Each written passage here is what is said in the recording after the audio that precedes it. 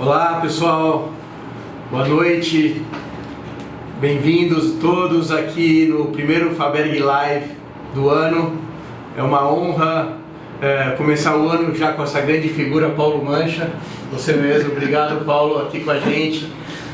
Vamos deixar o pessoal entrar, começar a se preparar para essa nossa conversa. Vamos conversar aqui bastante, vamos falar de viagens pelo esporte, vamos falar de NFL, vamos falar de Super Bowl. De repente a gente vai descobrir hoje quem é o melhor jogador de futebol americano de todos os tempos, esse grande especialista de futebol americano e com conteúdo incrível, é esse mesmo. E a gente vai ter bastante coisa para falar. Bem-vindo, Paulo Mancha, é um prazer ter você aqui com a gente. Antes de mais nada,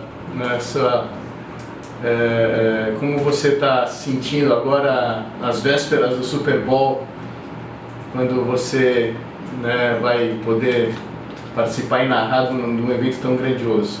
Bom, em primeiro lugar, boa noite a todos, É um prazer, uma honra estar aqui na live da Faberg, primeira do ano, ó, que chique, Justo eu aqui, Você mesmo. Tomando o quadro inteiro aqui. Legal. Bem legal. E para falar de assuntos que a gente gosta pouco, que é futebol americano, esporte e viagem, Bacana. E numa semana que é a semana, assim, se houvesse uma Disneylândia do tempo, a Disneylândia do tempo para mim é a semana do Super Bowl, Essa aqui é a semana que o esporte que eu amo tá em polvorosa, tá na boca de todo mundo, tá sendo divulgado até pelos meios de comunicação pelos veículos de comunicação que ficam o ano inteiro sem falar dele, mas nessa semana falam aqui nos Estados Unidos. Então é uma época muito especial e eu agradeço a vocês por me chamarem para essa live aqui. Legal. Bom, vamos falar bastante daqui a pouco sobre o futebol americano, NFL, mas eu gostaria de falar um pouquinho sobre você. Muitas pessoas já te conhecem, algumas aí com a gente, outras não. Você realmente é uma pessoa que tem muitas atividades, vamos dizer assim, e muitos dons. Você é o comentarista da ESPN, expert em NFL, você é expert em aviação, guitarrista, escritor, blogueiro, jornalista, enfim, conteúdo que não acaba mais. Eu gostaria que você contasse um pouquinho da sua história, inclusive está o João Carlos, Fernando Cabral, Gustavo Simões, Felipe Dias, Marcelo França, obrigado aí pela participação. Conta um pouco da sua história, nem sei por onde começar, Mancha. É muito tempo de vida, Por isso que o pessoal me pergunta, como é que você tem tanta atividade? Eu falei, é muitas décadas, acumulando atividades, Então, Fábio, assim, eu sou jornalista de formação, me formei na USP em jornalismo. Eu antes de fazer jornalismo, eu fiz um pouquinho de engenharia, então eu tenho esse DNA mais técnico também um pouco. E eu trabalho aí em redações há quase 30 anos, eu fui repórter de ciência e tecnologia na revista Época, na Galileu, na Super Interessante, repórter de esportes náuticos, cobri regata Volta ao Mundo, Campeonato Mundial de Jet Ski, pouca gente sabe disso. O meu esporte, assim como o seu é o tênis, o que você pratica, o meu esporte que eu praticava, pouca gente sabe.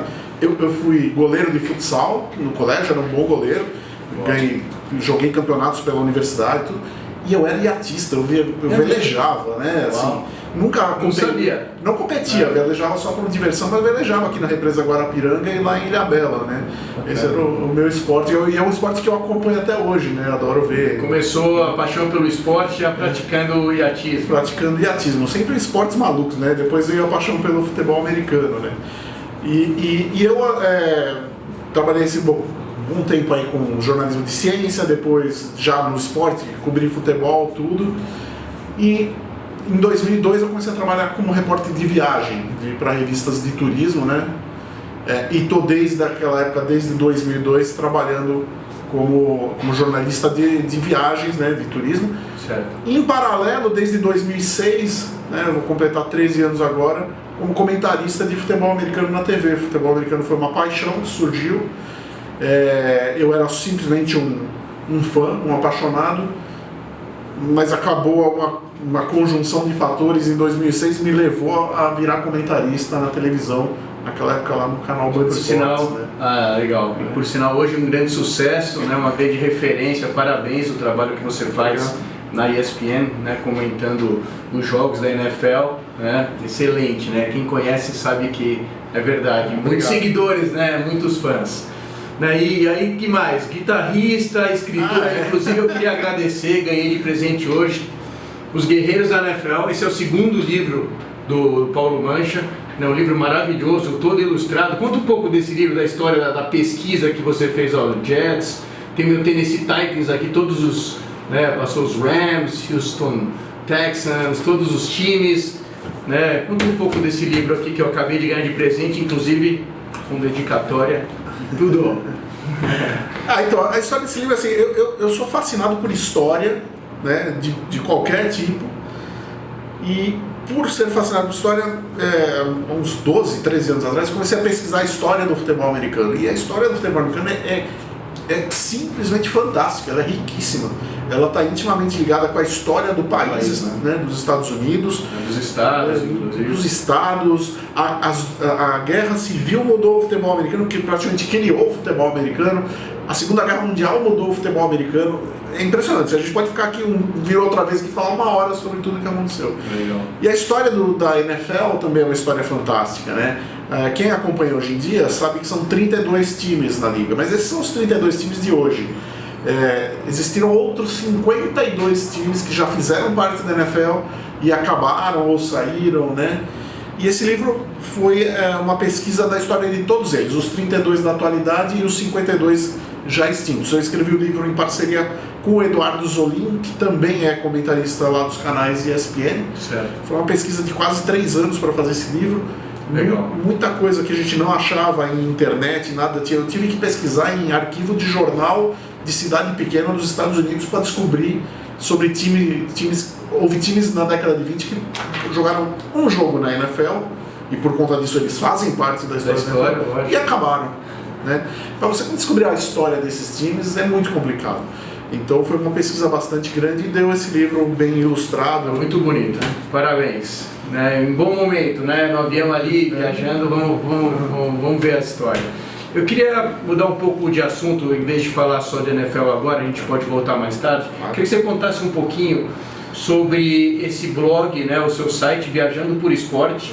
Eu queria que você contasse como isso surgiu, né, qual é o que te levou a focar nessas viagens por esporte. Inclusive é muito interessante porque é o nosso, né, viés, a Faberg faz isso, a gente vê a paixão das pessoas e levam para assistir os maiores eventos esportivos do mundo, mas isso, você já tem esse conceito, né? Como você vê esse mercado e como está a tendência, o que você acha? Inclusive, vamos falar um oi aqui para o Paulo Isola, o Bruno, Eugênio, meu pai chama Eugênio, é ele que está aí?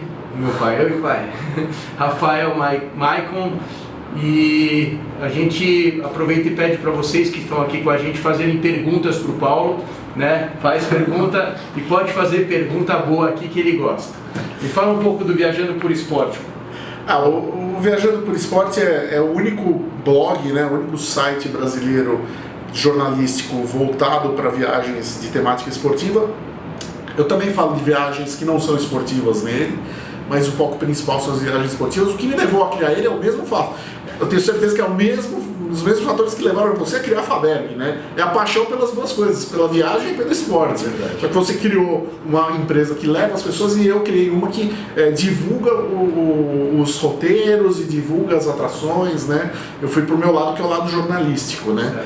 Inclusive a gente se complementa, né, de certa forma. Bacana. O Viajando por Esporte surgiu em 2013 como uma brincadeira na minha cabeça.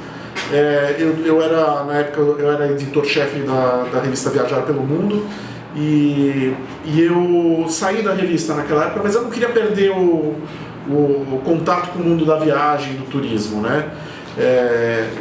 E aí eu falei, quer saber, eu vou abrir um blog, mas eu falei assim, mas já existem 500 blogs de viagem e não quero criar mais um igual de todo mundo. Aí eu falei, eu vou fazer o seguinte, eu vou unir as duas coisas que eu mais amo, que é viagem e esporte, né?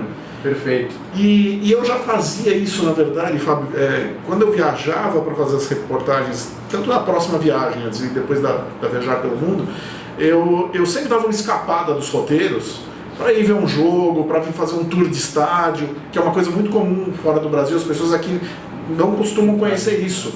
tour de estádio nos Estados Unidos, na Europa, é uma coisa fantástica. É verdade. Fantástica. Não é, as pessoas acham que você vai lá olhar para uma estrutura vazia de cadeiras. Não. Os estádios têm história, tem museu, tem sempre uma pessoa que vai te contar as coisas, vai contar um detalhezinho do backstage.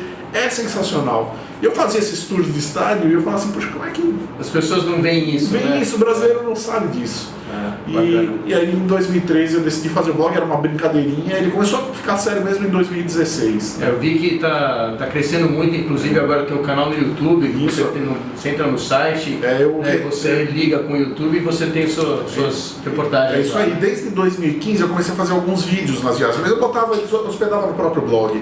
Aí eu senti a necessidade recentemente de fazer um canal no YouTube para colocar, então hoje em dia recente a gente tem também um canal no YouTube com as reportagens de viagem que a gente faz. Bacana.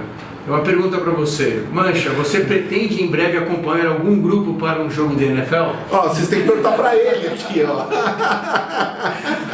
O Fábio Roger está perguntando. Obrigado pela pergunta. A gente tem essa experiência, né? Já fizemos um jogo Dallas Cowboys e Washington Redskins, um clássico do Thanksgiving Weekend. Foi sensacional. Como foi? Conta como foi. Então a gente fez, acho que em 2017 ou 2016, não lembro agora. 2016. 6, né? Seleto grupo, né? Foi um grupo aqui de clientes da Faberg e eu fui com esse grupo para Dallas. A gente fez um tour pela cidade, visitamos o museu Kennedy, né? do Kennedy, né? Eu esqueci o nome do museu agora, deu branco. Mas na rua onde foi assassinado o Kennedy, hoje tem um museu ali, um memorial, tudo. Fomos visitar o Cotton Bowl, que é um estádio extremamente histórico, lá onde o Brasil jogou Copa do Mundo lá. Visitamos toda a cidade e culminou, né? A cereja do bolo foi o jogo de Thanksgiving entre Dallas Cowboys. Que estádio, né? O estádio do Dallas Cowboys. O estádio é fantástico. Parece uma nave espacial. O estádio é fantástico. É o que eu falei, só visitar o estádio já vale uma viagem, né? E ver o jogo do Dallas Cowboys, então, foi divertidíssimo. Fizemos com a Faberg e vamos ver, quem sabe rola outra aí em breve, na próxima temporada. Legal. Então agora com o Guilherme Vieira, Mariana Vizan, o Luiz Auz, grande Luiz, um abraço. O André Andreoli, grande André, gaúcho, torcedor do Grêmio, fã de tênis, viaja com a gente também. Gremista roxo, né? Não sei se ele gosta de NFL, depois ele vai fazer uma pergunta aí que ele participa bastante. Bom, fala um pouquinho, vamos voltar agora para o futebol americano, né? Como surgiu essa paixão? O que te levou nessa paixão e de repente você decidiu entrar de cabeça nesse esporte que realmente, para quem conhece, entende e começa a entender as regras, é uma coisa de louco mesmo, né? Assim, o meu caso é muito parecido com a da maioria dos brasileiros, só que aconteceu há mais tempo, né? Eu tive um primeiro contato com o futebol americano no comecinho dos anos 90, quando o Luciano do Vale mostrava alguns jogos da NFL na TV Bandeirantes, mas naquela época eu não gostava. Eu olhava aquilo, não entendia nada, falava, esse monte de cara se batendo. Mas quando a ESPN veio para o Brasil em 1995 e começou a mostrar com regularidade, toda semana ali, o Monday Night Football, o Sunday Night Football, com narração em português, uma narração mais didática, tudo. Um belo dia ali, por volta de 1996, eu zapeando, né, parei num jogo e falei, deixa eu tentar entender isso aí, para ver por que o americano gosta tanto desse esporte. E comecei a prestar atenção, tentar entender a regra mecânica do jogo, e aí é um clique que faz na sua cabeça. Quando você começa a entender o futebol americano, ele é apaixonante, né?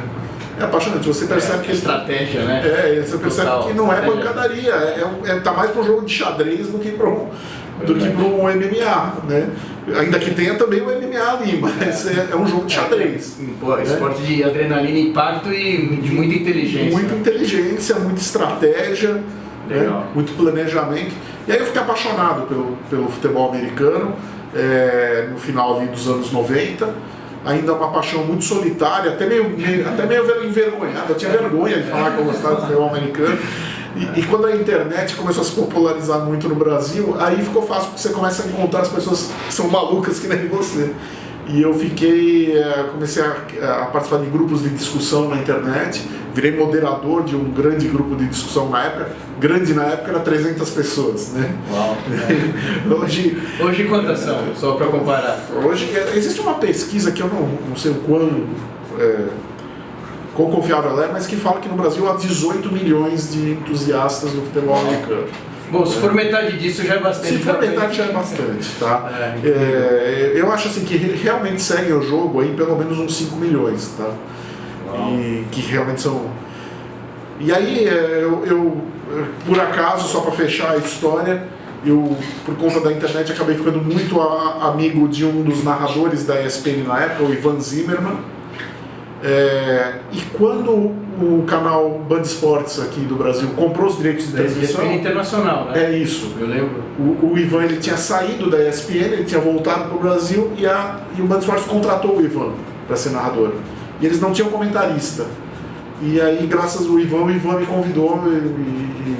A história foi mais complicada, mas eu estou resumindo, mas aí, graças ao Ivan, eu virei comentarista. Muito bom. A gente tem uma pergunta do João Carlos, mas vamos fazer essa pergunta depois, né? Que a gente tem Aguardem. Aguardem. João Carlos, a gente vai responder a sua pergunta já. Né? Eu queria saber, na sua opinião, se o fã da NFL, você está falando como você era um grande fã, né? Como a gente está no país do futebol, né? O Brasil, né? Todos os fãs de futebol, os times, a paixão que a gente tem pelo futebol, as torcidas. Compara um pouquinho, o que você acha... Você acha que existe como comparar né, as torcidas da NFL, a paixão pela NFL, a paixão pelo futebol? Como você vê, né, para quem é fã de futebol e hoje está começando a gostar da NFL? Olha, a gente pode... essa é uma comparação um pouco difícil, porque assim, qualitativamente falando, os fãs são diferentes, tá? O fã de futebol americano, por mais fiel que ele seja ao time, e eles são fiéis, ele é um fã mais comedido, não briga no estádio, não sai xingando, né? Também não faz tanta nem festa. Entra nem sai, né? Não xinga. Muito mais. Ele encara o esporte. Lógico que existem exceções, mas a grande maioria encara o esporte como uma forma de entretenimento. Então o cara sai de casa, ele leva a família, os filhos, ele vai 4 horas antes do jogo começar, porque vai ter fora do estádio comida, bebida, compras, brinquedo, e ele vai se divertir, é como se ele estivesse indo para o shopping. É uma experiência, né? É uma experiência. Só um jogo. Aqui no Brasil a gente tem uma coisa que ainda é aquela coisa do fã apaixonado, que tem o lado bom e ruim, né? E o lado ruim às vezes domina, que é o da briga, aquela coisa, o jogo é o jogo só, e se você for lá antes e ficar dando bobeira antes fora do estádio, acaba de brigar, né? Então isso ainda acontece no Brasil, infelizmente, né? Então o fã americano ele é um pouco mais comedido, mas em termos de fidelidade ele é tão fiel quanto qualquer fã de futebol do mundo.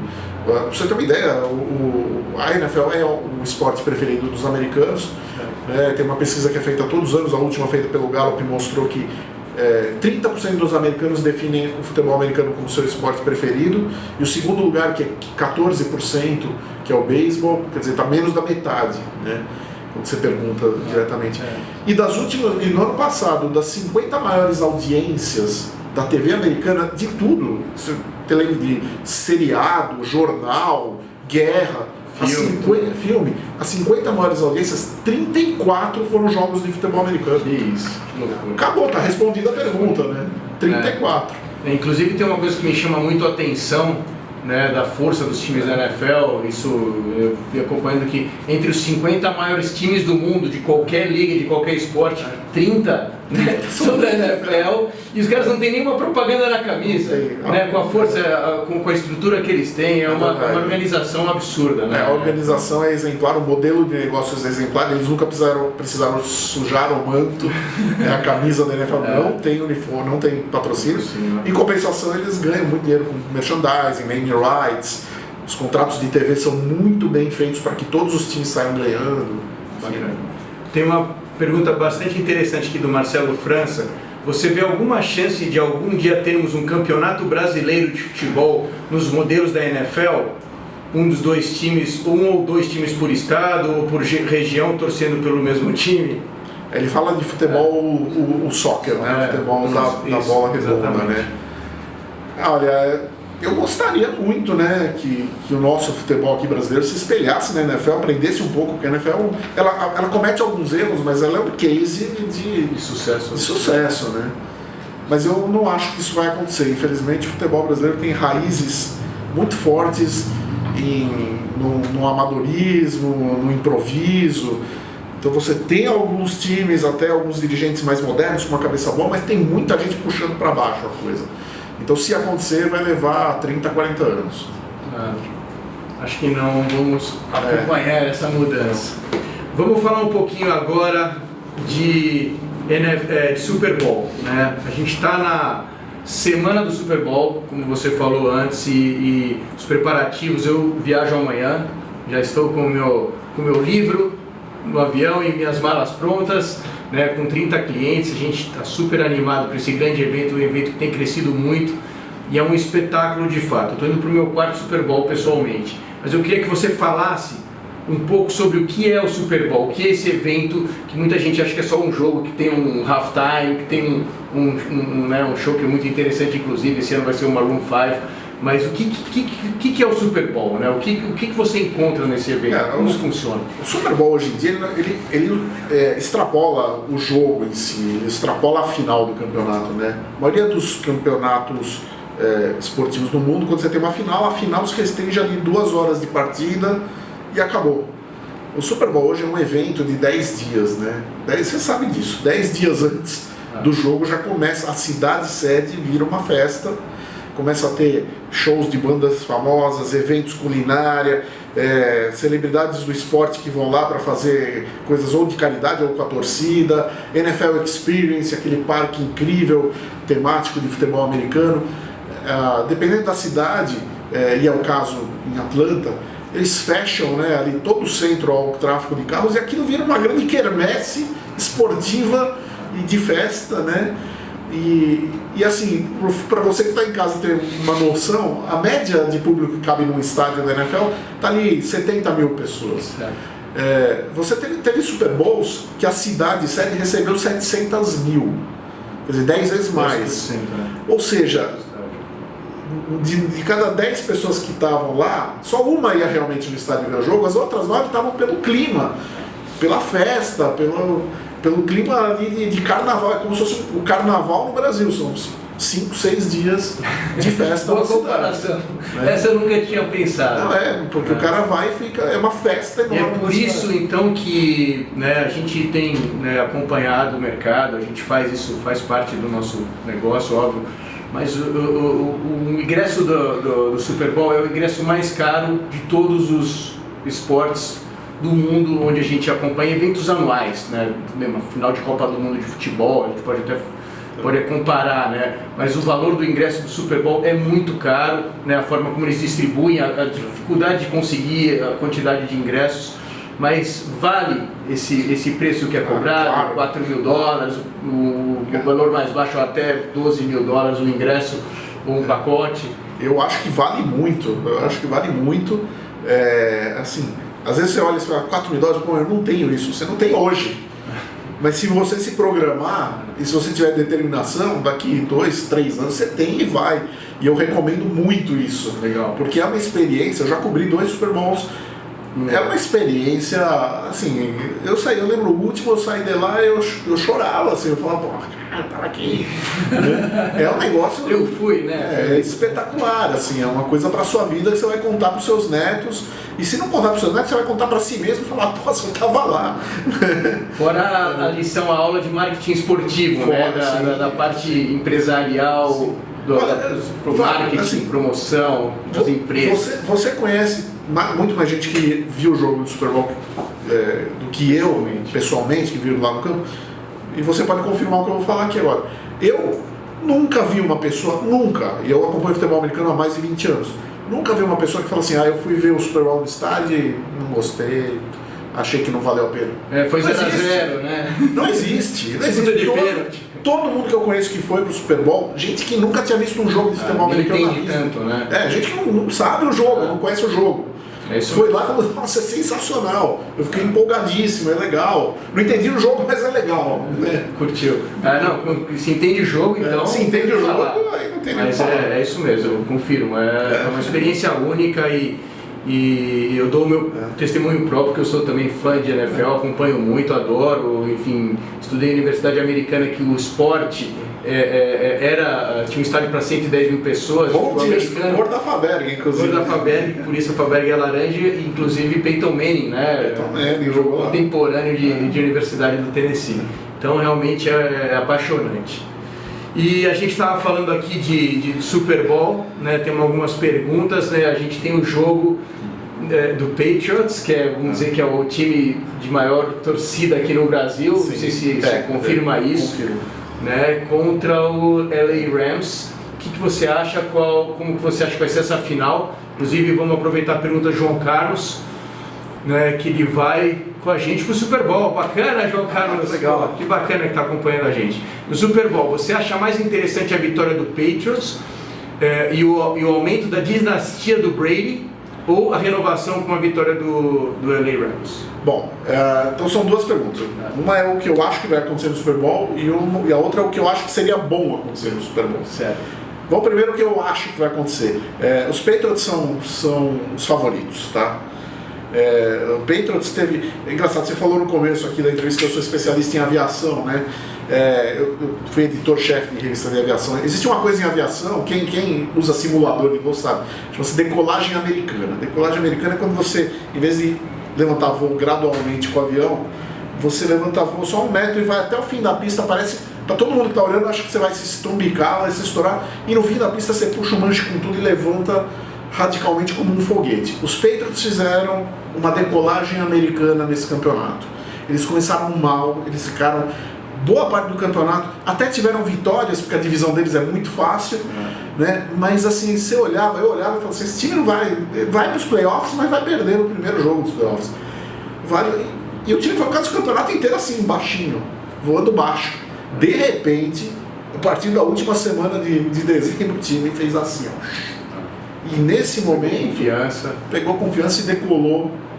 E nesse momento os Patriots estão jogando de forma... Eles são praticamente imbatíveis. Quando eles estão nessa confiança. Exatamente. Assim, a sintonia entre Tom Brady, Julian Edelman, Rob Gronkowski é espetacular. A linha ofensiva que protege Tom Brady é uma barreira de tanques de guerra. Ninguém chega no Brady. Ele não levou nenhum saque nos 2 jogos dos playoffs. Ele tinha uma tranquilidade, que jogos, né? Uma tranquilidade total. E os Rams são um time bom, tem bons valores, tem o Jared Goff, tem o Todd Gurley. Uma temporada incrível. Na defesa tem o Aaron Donald, que é um cara fora do comum, mas eles estão, na minha opinião, na descendente da curva. Eles passaram do bom momento e agora estão claudicantes. Eles conseguiram chegar ao Super Bowl, mas com dificuldades, com erros, né? Com erro do juiz. Mas você não acha, uma pergunta minha agora, é verdade. Que erro, hein, que foi aquele jogo. Mas uma vez que você chega no Super Bowl, né, obviamente tem a força da confiança e dos jogos que parece que o Patriots não perde, né, ele não sabe o que é perder nesses momentos. Mas com aquela oportunidade única de ser campeão do Super Bowl, que é tão difícil, tão poucos times conseguem um anel de Super Bowl, isso não é uma motivação e vamos limpar esses últimos e de repente usar o nosso melhor? Sim. Isso não pode acontecer? Sim, essas 2 semanas entre final de conferência e Super Bowl são mágicas, né? E é por isso que a gente não pode chegar, eu não vou chegar aqui e falar assim, não, é 100% Patriots, acabou. É esporte, não, né? Esporte não tem 100%.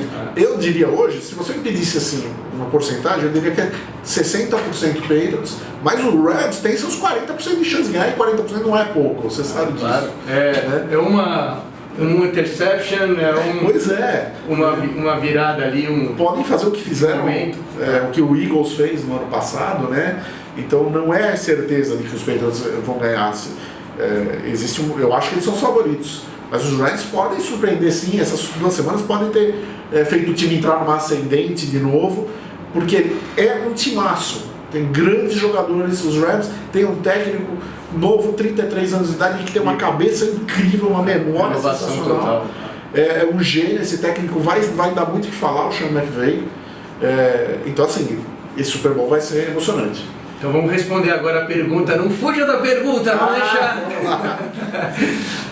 Né, sacramentar essa dinastia ou uma renovação? Então, com a vitória do Rams, né?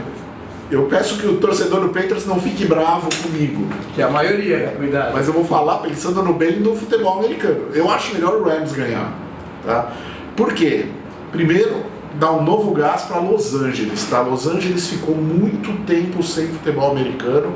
Agora tem 2 franquias lá. E essas franquias estão tendo dificuldades para cativar o público local, porque é uma cidade grande, que tem outros atrativos, espalhada. Então seria muito bom o time de Los Angeles ser campeão, tá? Para levantar mais o futebol americano na cidade de Los Angeles. Esse é um fator. E o segundo fator é que os Steelers têm 6 Super Bowls, os Patriots têm 5. Né? Eu acho que se empatar vai perder um pouco a graça. Vai ser legal continuar essa rivalidade. E os Patriots atrás, Tom Brady fala, não, eu quero empatar com os Steelers, vou jogar mais 1, 2, 3 temporadas. Sabe, vai continuar aquela gana de vitória dos Patriots. Eu acho que se eles ganharem e empatarem, talvez alguns jogadores ali se aposentem. Né? O Brady acho que não vai se aposentar. Não, ele já falou que não se aposenta esse ano. Mas a gente não sabe o que pode acontecer com outros jogadores. Né? Legal. Falando em Tom Brady, o Guilherme Risk está perguntando: Tom Brady já pode ser considerado o maior quarterback de todos os tempos? Tava fácil a entrevista, né? Agora vamos... Essa é a pergunta. Gold. Essa é a pergunta que quando eu respondo também os torcedores dos Patriots ficam bravos comigo. Eu vou responder da seguinte forma: para mim o Tom Brady ele não é o GOAT, ele é o Gold de ouro, tá? Que é o Greatest of the Last Decades, tá? Que é o maior das últimas décadas. Por que eu digo isso? Porque assim, Fábio e você que está em casa, o futebol americano ele tem uma coisa muito particular que não aconteceu na maioria dos outros esportes, que é mudança radical de regras. As regras com as quais o Tom Brady joga hoje são muito diferentes das regras com a qual o Johnny Unitas ou o Bart Starr jogavam no final dos anos 60, né? Ou no começo dos anos 70. Outras dificuldades, né? Hoje o quarterback é muito protegido. Você encosta um dedo no capacete do quarterback é falta. Você encosta no joelho do quarterback é falta. Você chega 1 milésimo de segundo depois dele lançar a bola, encosta dele é falta. Nos anos 60 nada disso era falta. Os caras apanhavam o jogo inteiro. Machucava muito mais. Machucava muito mais. Outra coisa, hoje em dia quando, sei lá, o Julian Edelman sai correndo numa rota para receber o passe do Tom Brady, se o jogador da defesa adversária chegar nele e dar um encontrão, é falta. Isso não existia naquela época. Isso não era falta nos anos... Interferência, 60, né? A interferência. Você tinha uma interferência, mas era diferente, era mais fraco. Então, naquela época era muito difícil jogar de quarterback. Eu acho injusto comparar o Tom Brady hoje jogando com essas regras, jogando com ponto eletrônico no capacete, com esses caras que jogavam nos anos 60. Ele joga com ponto eletrônico? Todo quarterback hoje em dia tem um ponto eletrônico e eles ouvem as instruções do técnico. Eu não sabia. Nos anos 60 e 70 você não tinha isso. Até 94 não existia. Não tinha isso. nem ponto eletrônico, Mas o ponto eletrônico no capacete. O cara tinha que tirar a jogada da própria cabeça, ou olhar lá pro técnico lá longe, tentar entender o que o cara tava gritando, fazendo sinal. Interessante. Então, do meu ponto de vista, é assim: Tom Brady é sensacional, é espetacular? É. Ele é o maior da atualidade? É. Ele é melhor que o Peyton Manning? Então, depois eu responder isso, vamos lá. Só que assim, eu acho injusto comparar Tom Brady com os jogadores do passado que não tinham toda essa facilidade. Fica fácil ser o maior de todos os tempos se você compara assim. Eu concordo. Só daria para dizer que ele é o maior de todos os tempos se a gente pegasse ele, botasse numa máquina do tempo, mudasse ele lá para o passado, jogar com as mesmas regras e mesmas condições do Johnny Unitas, do Bart Starr, do Terry Bradshaw, né? Eu concordo com você, mas no tênis eu acho que o Federer é o melhor de todos os tempos. Mas o tênis não mudou tanto a regra, né? Verdade. O tênis não mudou. Desculpa, né? A mudança radical mas tu não podia perder essa oportunidade. Então, é por isso que eu falei que isso é uma coisa do futebol americano. Porque a regra mudou muito, gente. Muito. Verdade. Você quer falar entre Brady e Manning ou melhor não? Não, vamos lá. Eu durante muito tempo dizia que o Peyton Manning era um quarterback melhor que o Tom Brady. Hoje eu refiz um pouco o meu conceito, que é assim: eu acho que o Peyton Manning era um técnico dentro de campo. A cabeça dele, o cérebro dele trabalhava de uma forma genial. Ele não precisava de um técnico na sideline, porque ele sabia o que fazer lá dentro. Não precisava do ponto eletrônico. Mas um quarterback não é só a cabeça, não é só o cérebro, é o corpo também. E o corpo do Peyton Manning não era tão bom quanto o corpo do Tom Brady. O Tom Brady aguenta a pancada quando leva, é um cara durável, está com 41 anos de idade. Incrível. E o Peyton Manning teve seus problemas físicos, chegou no fim da carreira já muito estrupiado. O último ano dele ele jogou muito mal, né? Ele chegava nos playoffs naquela época de frio e não dava conta, né? Então, ainda que eu acho que ele mentalmente seja um pouco melhor que o Tom Brady, eu acho que em termos gerais, por causa do corpo, do braço, da saúde, o conjunto da aura deixa o Tom Brady melhor que o Peyton Manning. Bacana. Aqui temos mais perguntas? Não? A gente já está caminhando para as últimas aqui. Você quer falar um pouco como vai ser a sua participação no Super Bowl esse ano, explicar para a turma como que eles podem acompanhar seu trabalho, seus comentários e principalmente assistir o Super Bowl e curtir esse magnífico evento? Opa, vamos lá. Quem ficar em casa, assistir em casa, vai ter a narração e os comentários do Everaldo Marques e do Paulo Antunes, com as reportagens do Mendel Bidovski, que eles estão lá em Atlanta, vão fazer a transmissão de lá. Se você não quiser ficar em casa, quiser ter um outro tipo de experiência, você pode ir no cinema. Tem mais de 100 salas de cinema em todo o Brasil que vão transmitir o Super Bowl. E aí a narração e os comentários são do Rômulo Mendonça e meus, né? O Rômulo narra e eu comento. Eu recomendo quem nunca teve a experiência de ver no cinema. Muita gente fala assim, mas pra que eu vou pagar ingresso e ficar lá sentadinho vendo o jogo que nem se estiver vendo um filme? Não, gente, não é assim. Super Bowl no cinema é clima de arquibancada, é gente gritando, uniformizada, coro, festa. Muitas salas de cinemas vendem cerveja, então você pode tomar cerveja. A gente interage com o público. A gente brinca que é o único dia do ano em que o uso do celular é permitido e incentivado dentro de uma sala de cinema. Porque a gente fica o tempo todo pedindo para o pessoal mandar mensagem e a gente fica falando, você que está aí no Cinemark de São Bernardo do Campo, agora dá um grito! E faz aquela festa, tudo. É bem divertido. É isso aí. Quem quiser saber onde tem as salas de cinema, é só entrar no site da Cinelive, cinelive, né, .com.br. Legal. Eu queria saber qual a sua opinião. Você falou que já que o Patriots é um pouco mais favorito, mas tem um score aí, você acha que vai ser um jogo com muitos touchdowns, um jogo mais amarrado, os dois quarterbacks são muito agressivos, vai ser um jogo com score alto, o que você imagina? Eu acredito num placar alto, sim.